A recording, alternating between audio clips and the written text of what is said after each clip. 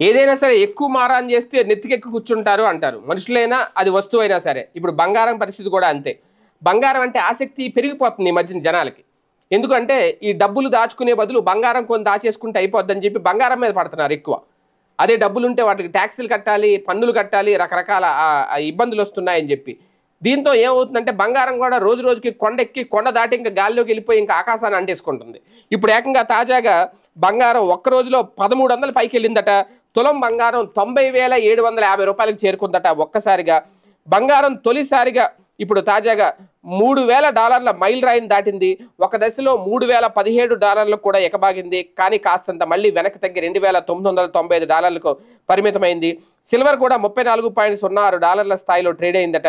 అంటే ఒక్కసారిగా ఈ ఏడాదిలో 11,000 రూపాయలు పెరిగింది. అంటే ఈ ఏడాదిలో ఇప్పటివరకు బంగారం ధర 11,360 అంటే 14.31% పెరిగింది.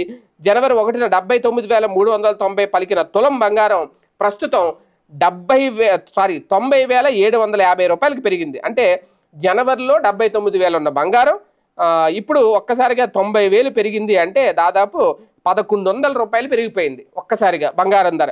ఇక అంటే భవిష్యత్తులో ఇంకా పెరిగే అవకాశం ఉందా, తగ్గే అవకాశం ఉందా అనే దాని మీద కూడా చర్చ నడుస్తోంది. కానీ స్టాక్ మార్కెట్ నిపుణులు చెబుతున్న అంచనాల ప్రకారం ప్రస్తుతం ఇంకా పెరిగే అవకాశం ఉంది అనేది వాళ్ళు చెబుతున్నమాట.